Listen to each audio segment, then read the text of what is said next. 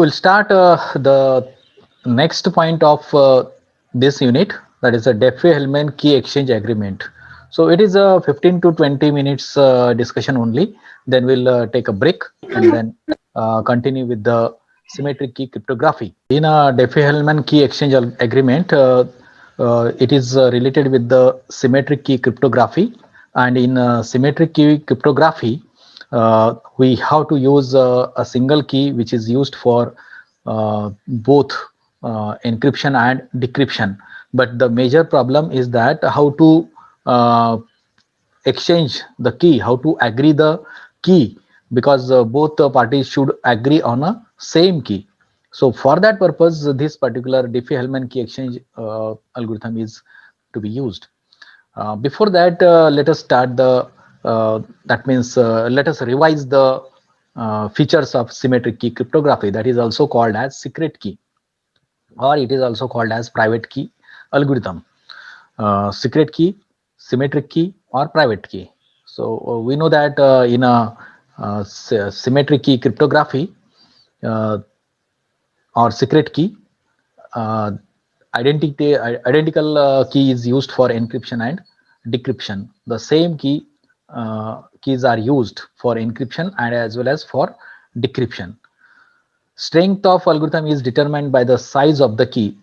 That means longer the key, more difficult it is to crack.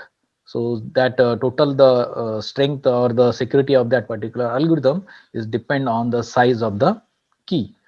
Typical key size vary between 48 bits to 448 bits. So generally the key size will be 48, but in our example we'll take a 56-bit key. To crack the key, the hacker has to use brute force attack. That hacker should use the brute force attack to crack the key. So these are some features. The main feature of the symmetric key cryptography is that for encryption and decryption, we are using same key. That means identical key for encryption and as well as for decryption. So the major problem in the secret key cryptography or that is symmetric key cryptography, we have to agree. That means both parties should agree on the same key. That means identical key. अगर मैं एक की पे agree होता हूं तो next party भी उसी की पे agree होना चाहिए. जब मैं उस की से एनक्रिप्ट करता हूं तो उसी की से सामने वाली पार्टी मतलब recipient should use for decryption. तो ये दोनों तरफ से होना चाहिए. तो ये कैसे, इसके लिए हमने एग्जाम्पल भी लिए थे. आपण एक्झाम्पल घेतले होते की जर का मला की जर पाठवायची असेल तर कुठल्या पद्धतीने मी ती की पाठवणार. तर त्यासाठी आपल्याला असा कुठला अल्गोरिथम असायला पाहिजे so that both parties should agree on the identical keys and agree on that identical keys. तर त्यासाठी आपल्याला एक अल्गोरिथम वापरावा लागेल, that is Diffie-Hellman key exchange or agreement algorithm. But this algorithm is not fully secured, or we can say it is not foolproof, so that anybody can use that particular algorithm and agree on the key. But what happens in symmetric key cryptography की दोन्ही parties ह्या एका particular कीला agree झाल्याच पाहिजे. त्यासाठी आपल्याला कुठल्या प्रकारचा मेथड आपल्याला अप्लाय करावा लागेल. तर तिथे दोन पार्टीज कम्युनिकेट जर करत असतील तर सिमेट्रिक की क्रिप्टोग्राफी मध्ये आपल्याला Diffie-Hellman की एक्सचेंज अल्गोरिथम वापरावा लागेल. This Diffie-Hellman key algorithm is used only for key agreement. It is not meant for encryption or decryption. Diffie-Hellman key exchange algorithm हा कुठल्याही प्रकारचा एन्क्रिप्शन करत नाही किंवा डिक्रिप्शन करत नाही. तो फक्त दोन पार्टीजना जेवढ्या इन्व्हॉल्ड असतील त्या पार्टीजना तो की एक्सचेंज अग्रीमेंट करून देईल. So that is the motto of this Diffie-Hellman key exchange algorithm. Once both the parties agree on the key to be used, they need to use the symmetric key encryption algorithm for actual encryption or decryption of the data or message. So that is the actually when we use one particular key, throughout the communication that key should not be changed. So that is the motto of this Diffie-Hellman key exchange algorithm, to provide the particular keys and make these two parties agree on the identical keys. So that is Diffie-Hellman key exchange algorithm. So how it works, we'll take one example. Suppose there are two parties, one A and another is B. So to identify that particular A and B parties, कारण की आपण तिथे A आणि B हा एक variable सुद्धा use करणार आहोत, म्हणून आपण त्याला नाव दिलं आता अंकित. अंकित A वरून स्टार्ट होणारा अंकित आणि B वरून स्टार्ट होणारा बॉबी सपोज. तर हे दोन असे पार्टीज आहेत की ते एकमेकांमध्ये डेटा शेअर करणार आहेत. पण त्यासाठी both party should, this Ankit and Bobby should agree on a particular symmetric की. तर तिथे ते Diffie-Hellman key exchange algorithm use करतील. अंकित हा सेपरेट यूज करेल, बॉबी हा सेपरेट यूज करेल. So two large prime numbers they agree on two large prime numbers n and g. Ankit n and g करेल आणि बॉबी सुद्धा एन अँड जी हा prime number, large prime number तो agree करेल की आपण हा नंबर यूज करायचा. त्यानंतर अंकित काय करेल किंवा पहिली पार्टी काय करेल, दुसरा एक एक्स नावाचा लार्ज रँडम नंबर तो चूज करेल आणि त्यावरून तो ए हा एक कॅल्क्युलेट करेल. आता तो कसा कॅल्क्युलेट करेल, g⁻x mod n. g⁻x mod n हा फॉर्म्युला तो यूज करेल अंकित, आणि ए हा एक नंबर तो जनरेट करेल. नंतर हा जो ए ऑब्टेन झालेला आहे, that will send to Bobby, that means to the next party. In the same way, Bobby independently choose another large random number y and calculate b as same formula.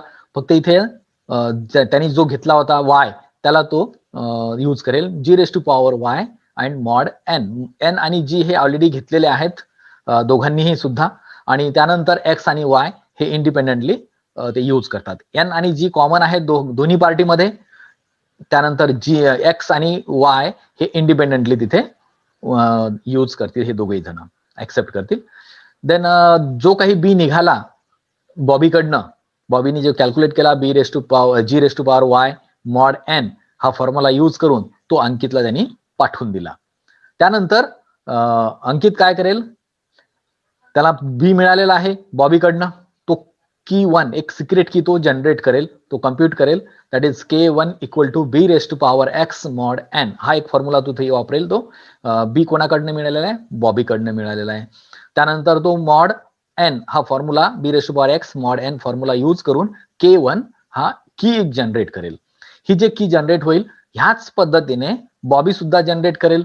Bobby now कम्प्युट्स the secret key k2 as a⁻y mod n.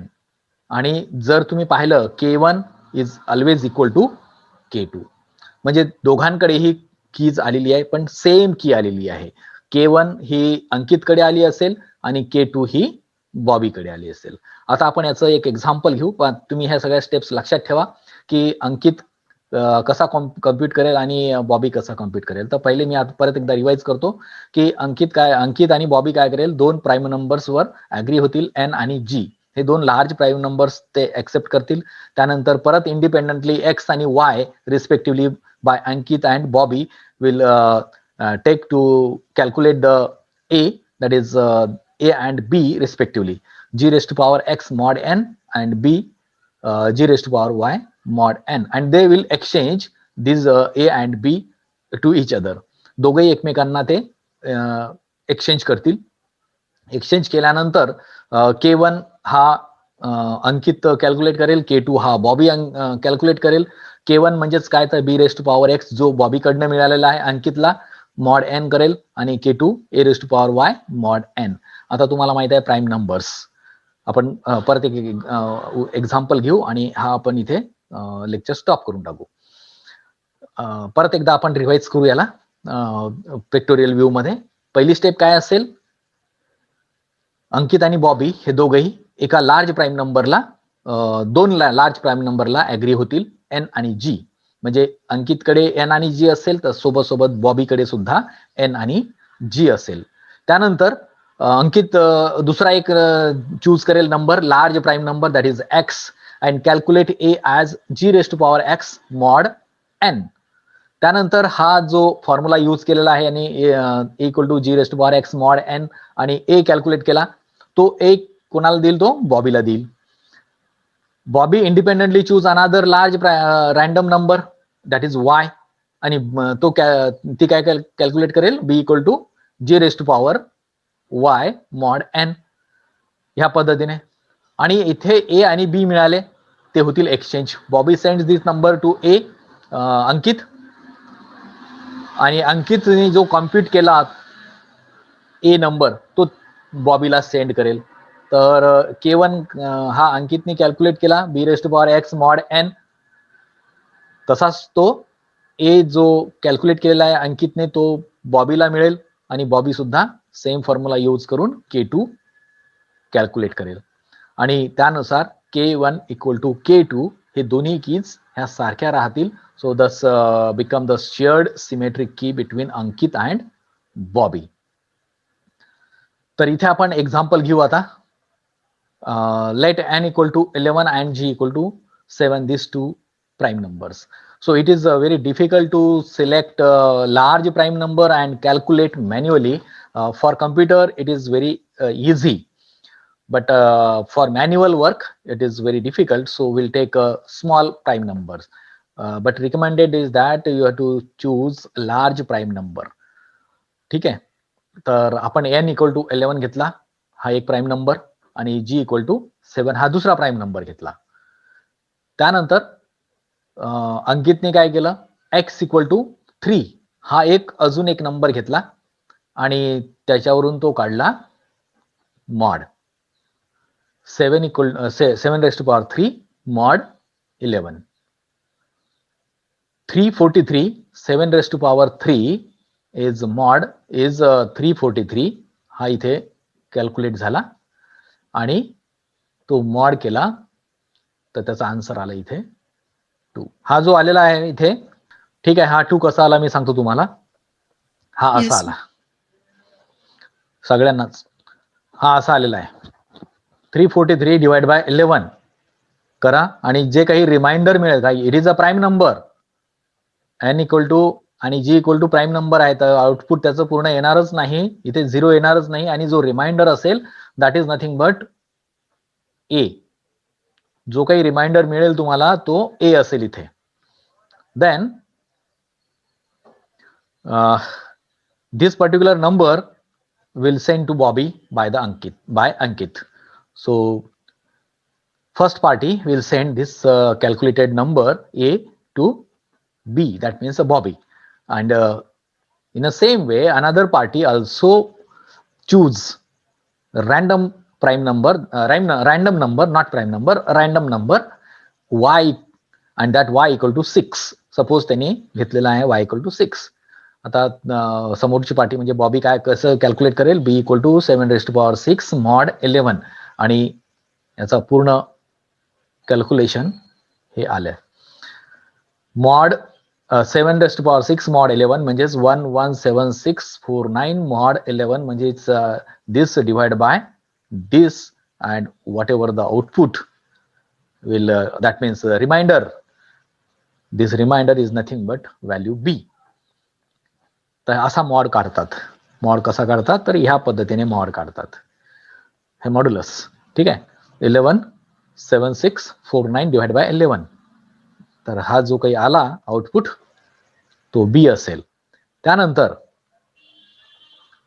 हा जो आलेला आहे बी, हा कोणाला send होईल, हा Bobby अंकितला send करेल, आणि त्यावरून अंकित काय करेल, जो 4 आलेला आहे 4 हा बॉबीने अंकितला पाठवला, आणि तो फॉर्म्युला परत त्यांनी लावला इथे 4 raise to power 3 means b raise to power x mod 11. आता हे परत तुम्हाला दाखवण्याची गरज नाही आहे मला की 64 मॉड 11 कसं होतंय. तर 64 mod 11 that is equal to 9. Then next party again K2 That means that calculates K2, that is Bobby calculates K2 2 raised to power 6 mod 11 64 mod 11, that is 9. Now see here, both are same, means K1 equal to K2, K1 equal to K2, and that is nothing but key, a single key, that is identical key is available now with Bobby as well as with Ankit. So in this way, that Diffie-Hellman key exchange algorithm will carried out.